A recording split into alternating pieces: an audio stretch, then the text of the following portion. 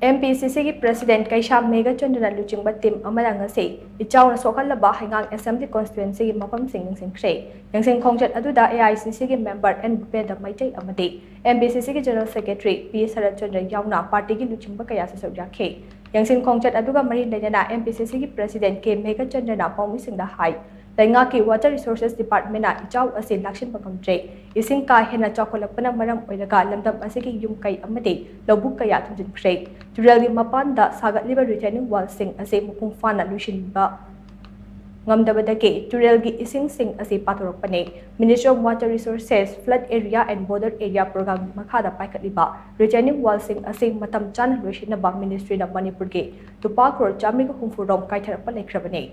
Project as a BJP Yamna Naknaba Bharatia Infra Project Limited Koba, Company Amada, Lupa Crore, Jamu Funipan Changna, Sunabukumja, English and Nishuna Kulundoida Chahi Amage, Contract Agreement Kikudak Pinakibane. How Kibachahi Anida, Lushin Kadaba Tabak Ase, Ngasi Favolution than a Tamiba Ase, Kadigino Hibase at a Wang Apane.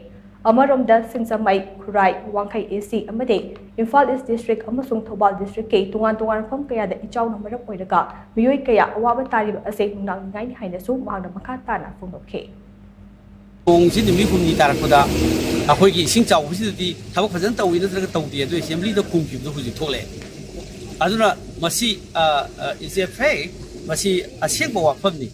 Question to Hangbatam, the assembly, the Hangba Tabak Rochelle, Tabak Tauri, Pesaka to eat, Tabak Satari High, housing the breeze of river bank, Kai, overflow Torga, Siki in completion of the walk me am thinking of the low in the water, Yung Sajin Jump to the Today, Angela today, Valley Burning, to the Maya, the Coconia, in the of the Dukimati Awaba, my opening.